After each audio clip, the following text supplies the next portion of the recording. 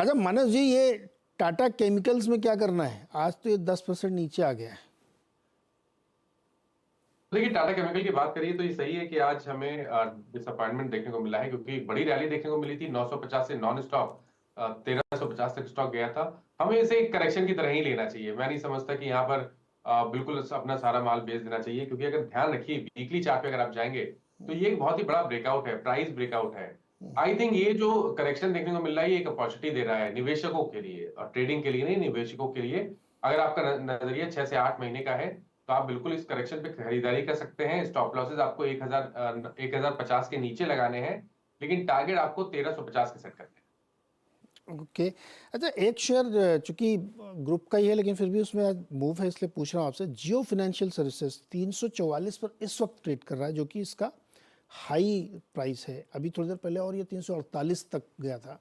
बिल्कुल। क्या चार्ट पर कैसा दिख रहा है ये? देखिए, अभी पिछला जो हाई था स्टॉक ने उसको निकाला है। 348 के आसपास का हाई था, आज 348 के ऊपर निकल के 350 के आसपास के हाईज बने हैं। तो नया हाई तो बन गया है। मेरा समझना है जो हायर टॉप्स हायर बॉटम्स का ट्रेंड बन रहा है ये कंटिन्यू हो सकता है। 329 रुपए का आपको स्टॉप लॉस लगाना है, पोजीशन में बने रहिए, गिरावट मिले तो खरीदारी करिए। जो नया टारगेट आपको सेट करना है वो 380 रुपए का है। 380 का टारगेट सेट करिए इसमें। न्यू बनाया जाए। बैंक निफ्टी और थोड़ा सा वीक हुआ, 220 पॉइंट नीचे आ गया। हाई से देखेंगे तो और ज़्यादा है। क्या बैंक निफ्टी में अभी शॉर्ट बन सकता है आज के लिए केवल? नहीं, मेरे हिसाब से तो शॉर्ट नहीं करना चाहिए। मेरे ख्याल से यहाँ पर ये केवल एक करेक्शन है, स्पेशली जब तक 47,300 के ऊपर बैंक निफ्टी ट्रेड करता रहे तब तक आप यहाँ पर शॉर्ट पोजीशन ना बनाए। उसके नीचे ट्रेड करे 15-20 मिनट देख लीजिए। अगर 47,300 के नीचे ट्रेड कर रहा है तो अपॉर्चुनिटी जरूर मिलेगी शॉर्ट करने की। लेकिन अभी तक तो ट्रेंड मेरा मैं ऐसा लगता है कि निफ्टी और बैंक निफ्टी दोनों का ट्रेंड पॉजिटिव है। ओके, तो अभी शॉर्ट नहीं करने का भाई। रवि डोबरिया सूरत से हमारे साथ जुड़ रहे हैं। रवि जी नमस्कार, सवाल पूछिए सर। नमस्कार सर जी, नमस्कार। जी। हेलो, नमस्कार का भी मेरा नमस्कार। हाँ सर, पूछिए, सवाल पूछिए, आवाज़ आ रही है आपकी।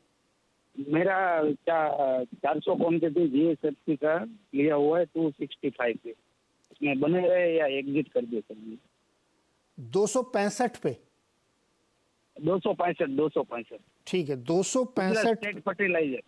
हाँ समझ गया, जीएसएफसी 265 पे लिया है इन्होंने। मानस जी क्या करना चाहिए? अभी तो 210 चल रहा है। तो देखिए, बड़ी गिरावट देखने को मिली है। 320 के हाईज बने थे, फिर लोअर टॉप लोअर बॉटम्स बनने लगे, इंपॉर्टेंट मूविंग एवरेजेस टूटने लगे। अब एक आखिरी होप है यहीं पर जहां पर स्टॉक ट्रेड कर रहा है। 208 के आसपास 200 मूविंग एवरेज आता है। तो जब इसके नीचे जाएगा तभी आपको अब निकलना पड़ेगा। उससे पहले तो मेरे ख्याल से इतना आपने चांस दिया है तो 2-3 रुपए के लिए तो बिल्कुल बनना चाहिए। तो देख लीजिए, एक दो दिन 208 207 के नीचे क्लोजिंग देखने को मिले तब आपको डेफिनेटली निकलना चाहिए। और रिवर्सल का जो पॉइंट है अब 230 रुपए है, उसके ऊपर जाएगा तभी स्टॉक में स्ट्रेंथ आएगी। ओके, ये ध्यान रखिएगा। अच्छा मानस जी, दो स्टॉक है, एबीबी इंडिया और कमिंस। इन दोनों में रह की तेजी है। कमिंस ने एक बढ़िया बेस बनाया और अब फिर ऊपर की तरफ है। दोनों आज 2-2.5% ऊपर है। कौन सा आपको अच्छा लगता है इन दोनों में?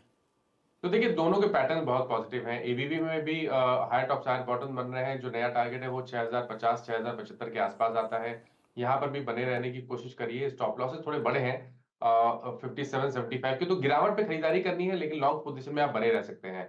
जहां तक बात कमिंस की है, देखिए कमिंस के पैटर्न भी पॉजिटिव है और यहाँ पर एक फ्लैग पैटर्न का ब्रेकआउट देखने को मिल रहा है। तो अगर करंट प्राइस पे एक ट्रेड लेना होगा इन दोनों में से तो वो डेफिनेटली कमिंस होगा। करंट लेवल्स पे 2775 के स्टॉप लॉस से आप खरीदारी कर सकते हैं। 3000 3010 तक के टारगेट्स आपको कमेंट्स में देखने को मिल सकते हैं। 3010 तक के टारगेट कमिंस में आ सकते हैं। और अच्छा ये बताइए, डीएलएफ का टारगेट 1000 रुपये कब तक आ सकता है? 924 पे चल रहा है अभी, सब कुछ तोड़ ताड़ के आगे बढ़ रहा है। देखिए, बहुत स्ट्रेंथ है, क्योंकि ये तो स्टॉक जब करेक्ट होता है तो ये 20 डे मूविंग एवरेज तक भी नहीं जाता। ये 10 डे मूविंग एवरेज पे सपोर्ट लेता है और फिर नया हाई बना लेता है। और इस बार जो स्टॉक करेक्ट हुआ है 10 डे मूविंग एवरेज पे सपोर्ट लिया है, केवल नया हाई बनना रह गया है। मेरे ख्याल से तो 1000 के भाव आपको बहुत जल्द देखने को मिल सकते हैं। तो गिरावट पे खरीदारी करने की राय रहेगी। 900 रुपए के नीचे आपको स्टॉप लॉस लगाना है। 900 के स्टॉप लॉस और खरीदारी के लिए बहुत ही स्ट्रांग है। अच्छा, ये सेक्टर पूरा स्ट्रांग है। मैक्रोटेक डेवलपर्स, जिसको लोढ़ा के नाम से जानते हैं, इनका QIP हुआ और ज़बरदस्त रिस्पॉन्स है। बड़े बड़े निवेशक लाइन लगा खरीद रहे थे। आज भी 2% ऊपर है, 1191 रुपये 85 पैसे। माना जी, मैक्रोटेक पे क्या कॉल है आपकी? देखिए, यहाँ पर व्यू पॉजिटिव है, क्योंकि आप अगर आप चार्ट्स पे देखेंगे तो मेरे ख्याल से पिछले करीब 8-9 हफ्ते से स्टॉक कंसोलिडेट हो रहा था एक रेंज में 1200 के आसपास एक रेजिस्टेंस था, नीचे की तरफ 1050 पे सपोर्ट ले रहा था। आज स्टॉक ने उस लेवल को के जो इस रेंज ये रेंज थी उसकी अपर बैंड को ब्रीच किया था। 1200 के ऊपर निकला था, वहां पर प्रॉफिट बुकिंग देखने को मिली है। लेकिन मेरा समझना है कि इवेंचुअली ये 1200 रुपए के लेवल्स को भी ब्रीच करके 1325 की तरफ जाने की कोशिश करेगा, तो खरीदारी करने की ही राय रहेगी और आपको stop loss 50 day moving average जो कि 1100 है उसके नीचे लगानी है। ओके, 1100 नीचे स्टॉप लॉस लगा रखिए। मैक्रो डेवलपर्स और रियल एस्टेट में बड़ी तेजी आज बन रही है और डीएलएफ भी उसमें से एक है। मानव जी, बहुत बहुत शुक्रिया हमारे साथ जुड़ने के लिए और बातचीत करने के लिए। जियो फाइनेंशियल सर्विसेज की हमने बात की थी, डिस्क्लोजर याद रखिएगा। इस चैनल और उसके प्रमोटर सेम है, तो कोई भी एक्शन करने से पहले आप एक राय और किसी से जरूर लीजिएगा। छोटा सा ब्रेक के बाद खिलाड़ी नंबर 1।